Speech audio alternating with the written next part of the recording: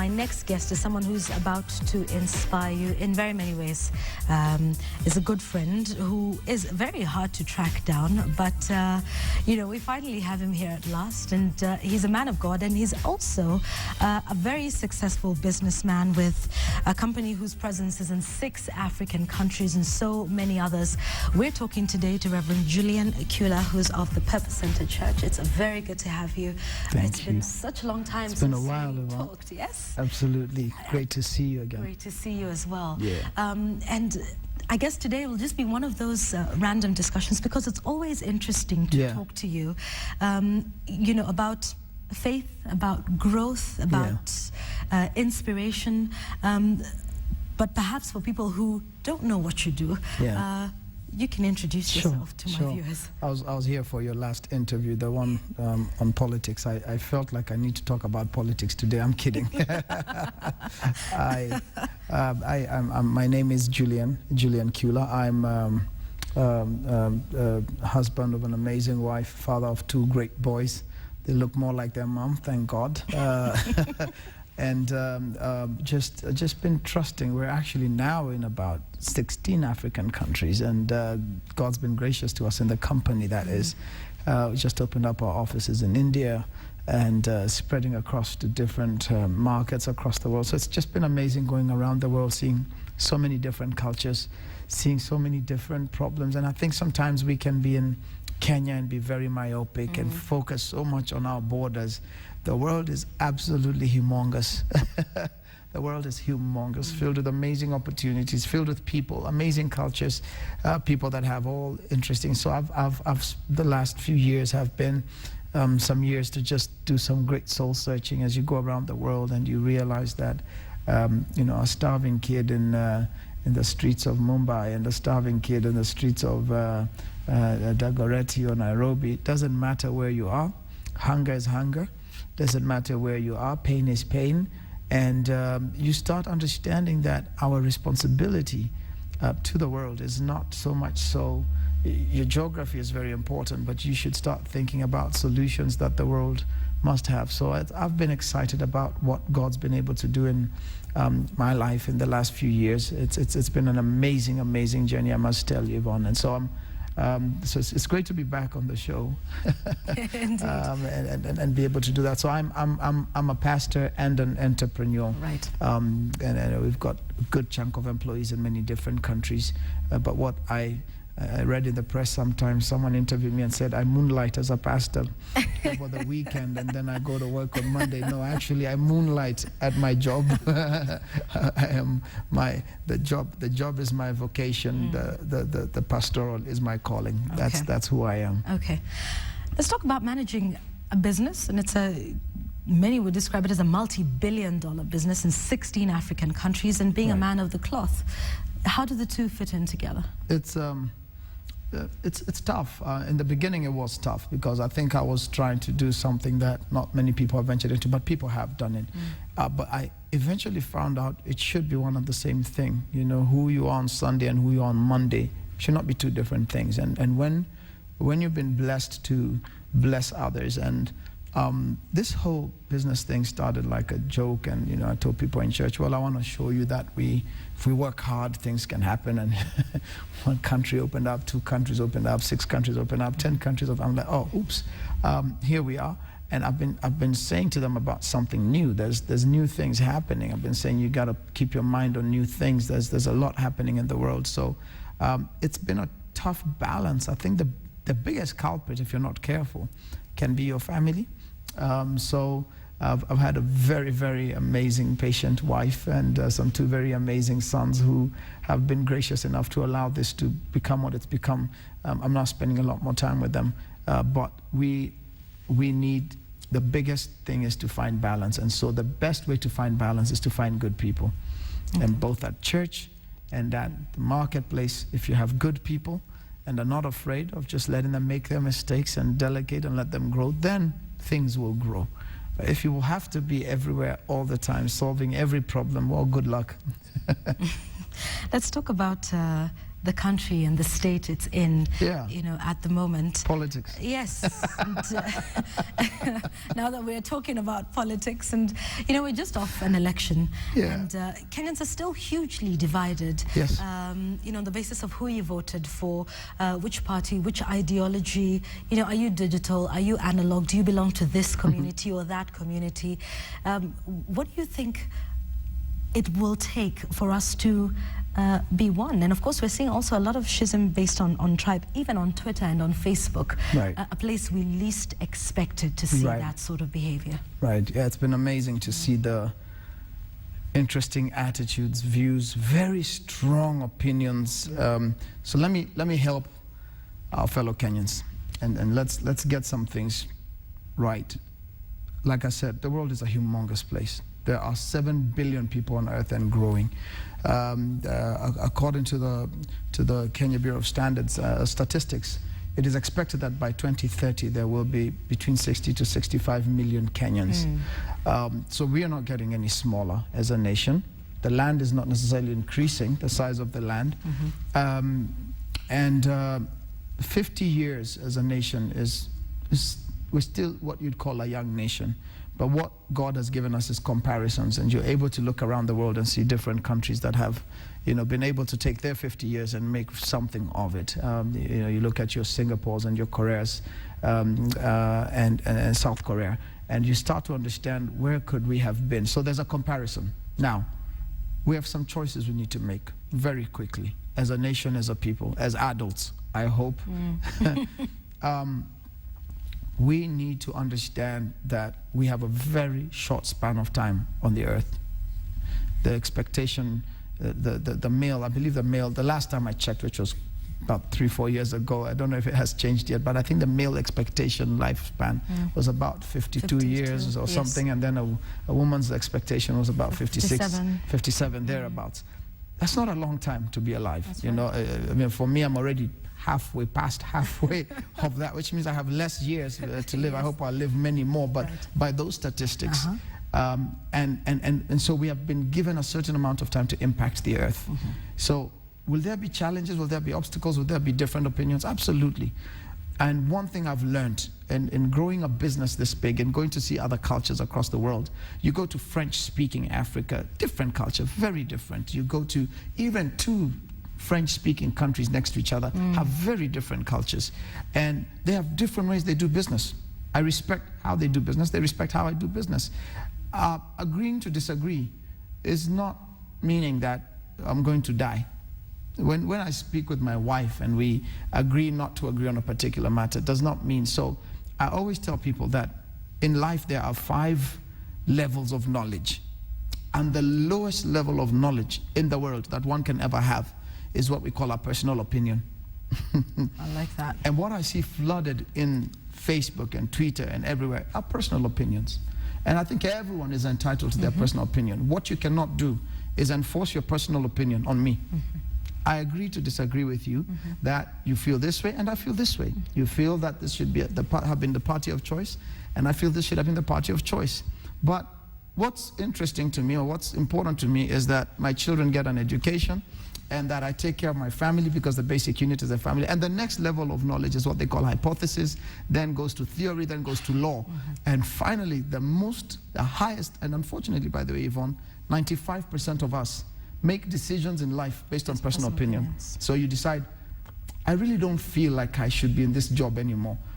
Is that an opinion or is that a fact? At which level are you making that decision?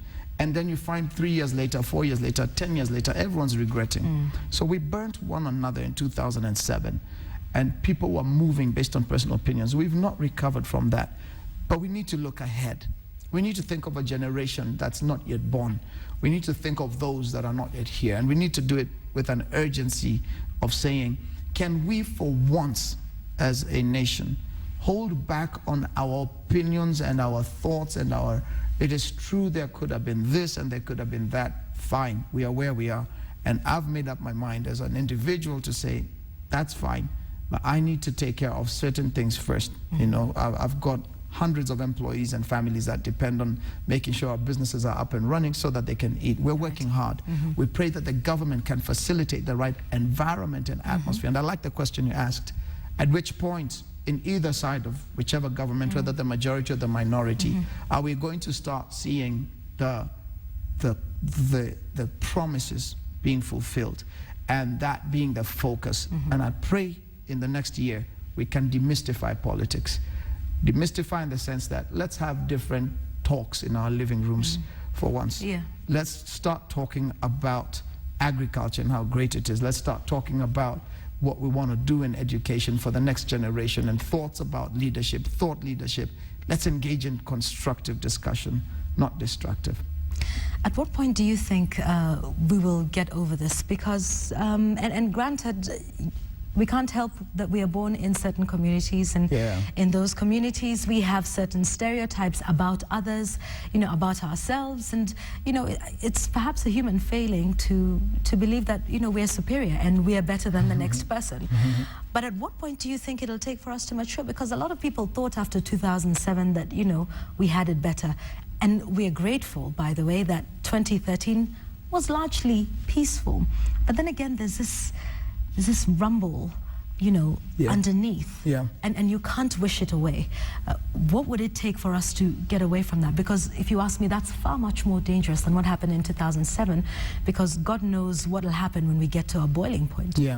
I believe this is a blessed nation. I believe it's actually God's agenda that's going to supersede anyone's agenda, any tribe's agenda in this nation. There's no tribe that owns Kenya. There's no person that owns Kenya. What we're going to see is, if we can get leadership, and I'm talking about leadership that emanates from everywhere. I'm quite proud of the business community and how they've continued to make a conscious stand. No matter what their opinions are about what should happen, people start to make decisions based on how they see their business grow. I'm great to see Vision 2030 that then continues. And let me say, in traveling to many African countries, Kenya is actually not doing too badly.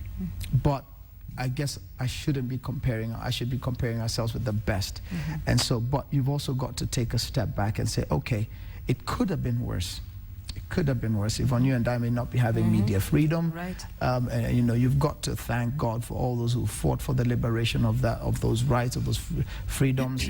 And I believe that we are going to see growth because of where the nation is going.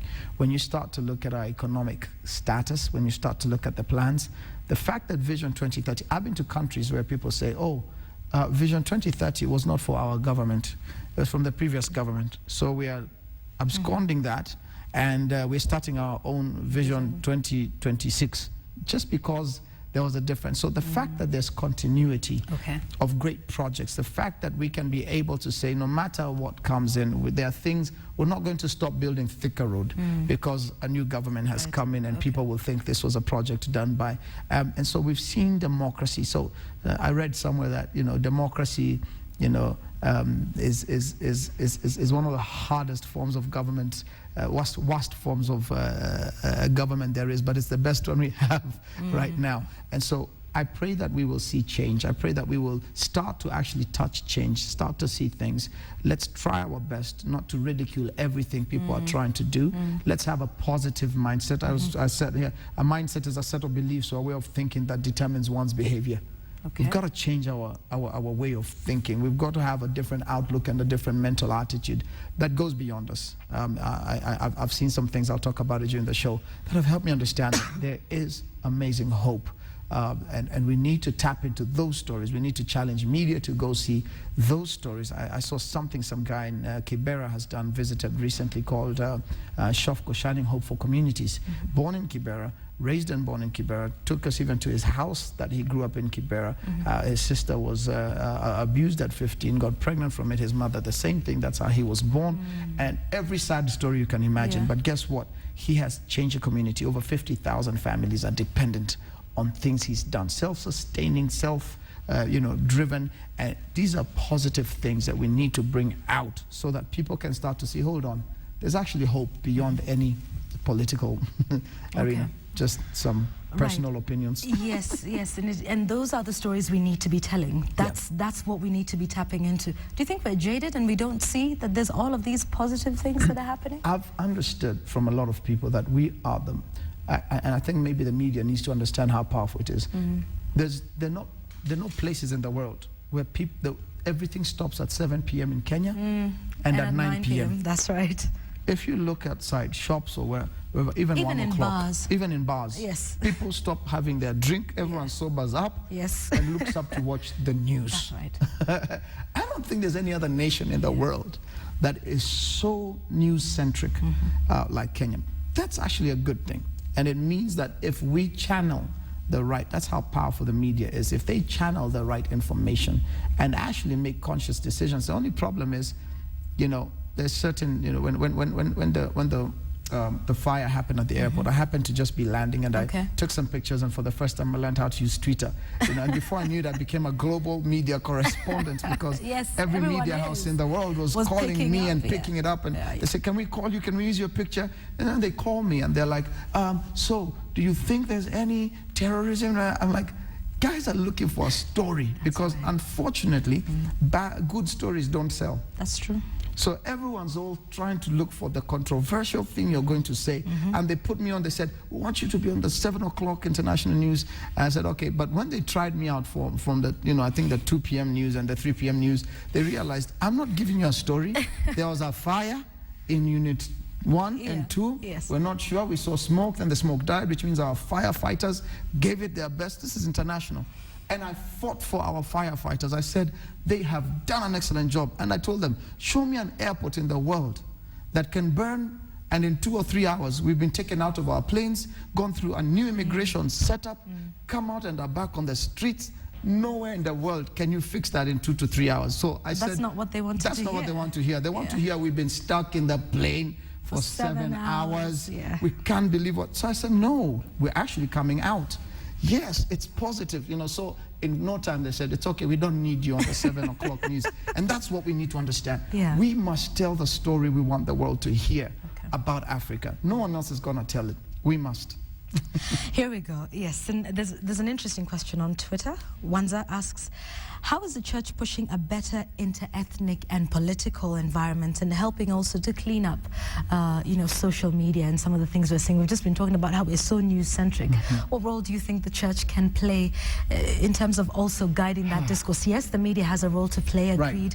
The church? Absolutely, the church has an amazingly important role to play. And I'm convinced that as the church starts to take up its moral, ethnic place in society, in community, we must become churches that are speaking the peace.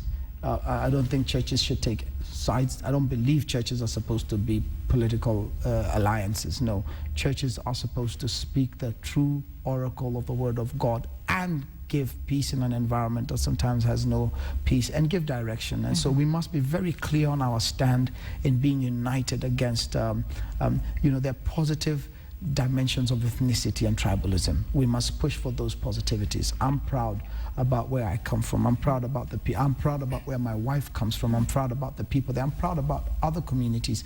And those things, that you get to know this community is strong in this area. They say, let them complement one another, not fight each other. And I think that's what the church must do. So the church is working on a lot of activities. Many churches have come together, no matter what their religious differences may be and doctrinal differences. We've seen evangelical churches come together with mainstream religious churches. We've seen Protestant churches come together with unified organized religious organizations. What we need to understand is the church has actually stood together this time and said, we're going to be one voice. We still may have our differences in terms of how we speak about certain matters, but we're speaking in the same direction. Our diversity is embraced, but our uniformity on the message is clear, that we stand for peace. Do you think Kenyans are becoming less and less religious? The world is becoming less and less religious, yes. Not just Kenya, the entire world. I mean, the world has become a much smaller village. When all of a sudden, when you and I were in school, okay, let me not put you in my age bracket. when we were in school, when we were in school, the best way I could get to my pen pal, for those who had them, was to get an aerogram, write my letter, and it's going to take 3 weeks before I could hear back from anybody.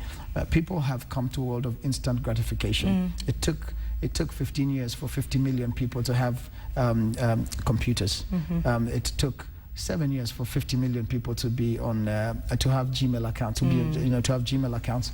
It took about 2 years for 50 million people to be on Facebook. Took 1 year for 50 million people to download Angry Birds.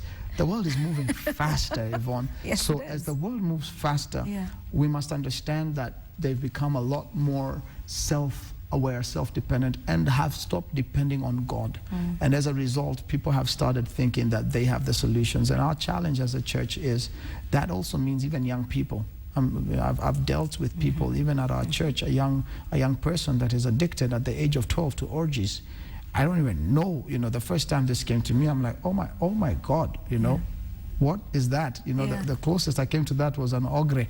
What was that thing in school? Okay, right.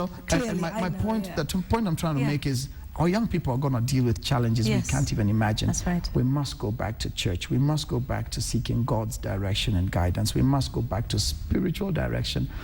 But it's great to see that as much as that's the direction the world is going, we can see very spiritual signs about the revivals that God is bringing to the nations across the world. And we're seeing younger people actually taking up more seriously matters to do with church than the older folk. Okay, and when we speak about young people and you talk about instant gratification and that quest for money and prosperity and instant solutions, it's instant tea and it's instant money, and it's you want to start a business today and hoping that it will become much like yours. Because 70% of Kenya's population or thereabouts, it comprises young people, and they're the ones who are now being told, no, go into entrepreneurship, and they're going in perhaps with the wrong mindset. For someone that's quite successful in business and also putting that together with faith and ideal and principles, what advice do you have for young people in terms of running business and being successful? I think. Look, there's a verse in the Bible that says it is important for you to carry your yoke in your youth. I've basically had about 8 businesses in my entire lifetime. So this is not, and it's been on a span of about 16 years. So the success that has come in the last 3 years has been as a result of failing and getting up again, failing and getting up again. It's not overnight success. It's been filled with disappointments. I remember days when I carried trays as a waiter. When I go to Java now, I'm very, very conscious. When I go to any restaurant, I'm very conscious of this person, because I understand that their life story in another 5 years can be an absolutely different story. Life is about attitude. It is easier in this day and age to get there faster, you're right. But the principles of what you need to learn don't change. So in a generation of instant gratification, it is important we understand that life is not a microwave. Life's not going to give you solutions in 2 minutes and heat up your tea. You need to work hard.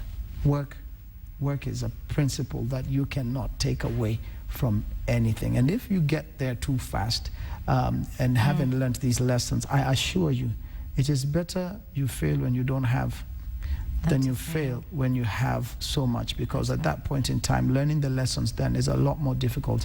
But here's the guarantee. Either way, you learn the lessons. Okay. It's just It's a question of where you choose to learn them. And so it's important that we do our very best to open our minds up. We have no excuse. We have no excuse. Yvonne, you can download 1,000 free ebooks at a cyber or wherever it is. Information is available to people all over the world. If people like Paul in the Bible had access to the speed of the internet we have today and the globe, oh my God. So it is driven as a church. Part of the reason why people have not entered into that love for God as they should is because we haven't done much with the equipment and tools we have. Yeah. All right. Finally, I am told we are running out of time. Oh my God, already? Already. I don't know if we can sum up everything we've said, your hopes for the country, and the reason I guess it was a good idea to have you is sometimes, we discuss politics and we discuss all of these things and we take a look at the JKIFI and we're talking about business and And the situation seems very dire. It seems quite bleak, and it just seems like this is the worst time to be a Kenyan. You know, nothing's going right, for many people. What would you say to a lot of people watching? I would say to every Kenyan out there, there is hope. My goodness, there is hope. You know, the JKI fire, it was a fire. We've been told, and we now know it was not a terrorism act. It was, it's still being investigated. We don't know. But guess what? The news yesterday said that it means that the new airport terminal is going to be ready faster. Okay. We're going to see bigger development. So sometimes these things happen in life. We're not cursed. We're actually absolutely blessed. And let me tell you, everything works together for good. You know what obstacles are, Yvonne? Obstacles are those frightful things you see when you take your eyes off the goal. And so anytime people have a vision, there's going to be obstruction, there's going to be sideshows, there's going to be things, but keep your eye on the goal. And when we need to just understand that we will be a better nation, we will have a better GDP, we will be a better income earner. Look at how much minerals and treasures and oil are being discovered in our land. Let's create the right policies. We are a blessed people. And I'm so glad some of this stuff was hidden until now.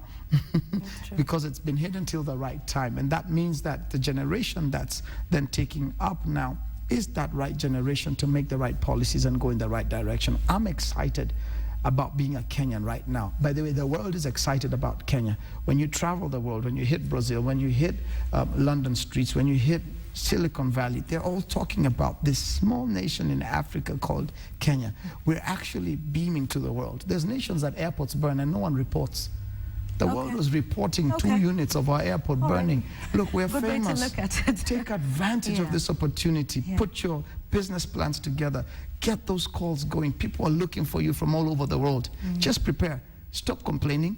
Give politics a little less attention. And let's go. The world is great and waiting for us. Innovate, grow stuff.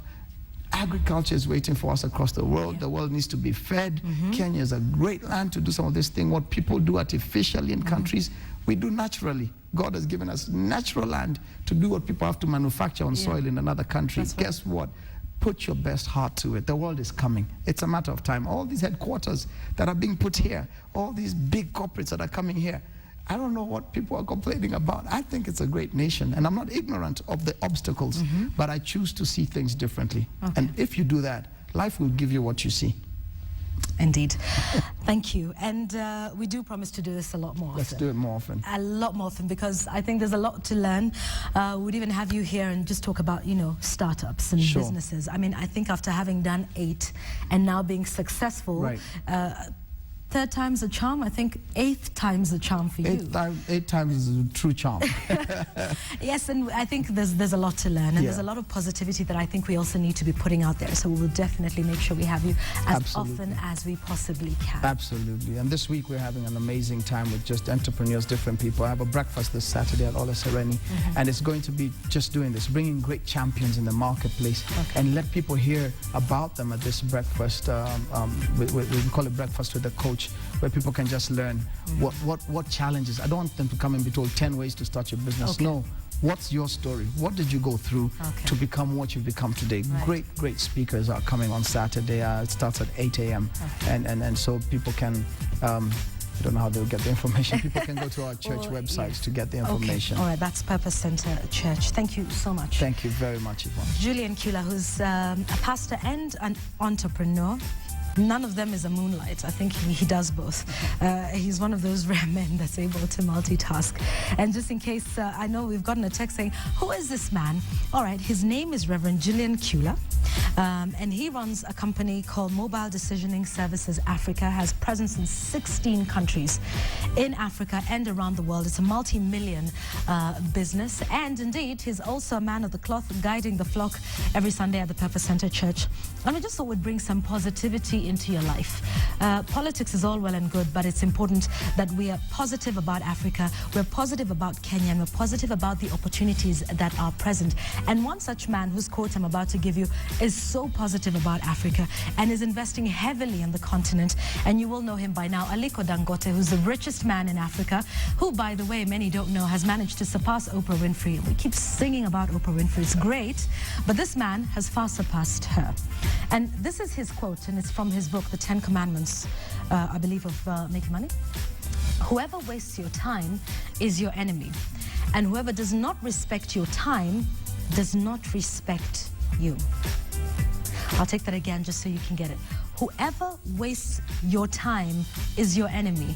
And whoever does not respect your time does not respect you. As from the richest man on the continent, if that does not tell you about just how valuable your time is, then I don't know what is. Positivity is what we've been trying to preach to you today. Inspirational Tuesday. Reverend Julian Kyula will join us on several other occasions. There's lots more. Today was just a tip of the iceberg. There's lots and lots of other ideas that we can glean from him, and to celebrate some of these little-known Kenyans who are making a change in one small way or one big way, depending on which way you want to look at it. Thank you so much for joining us today. Please do have a great day ahead. My name is Yvonne Okwara. We'll see you again tomorrow. Bye-bye.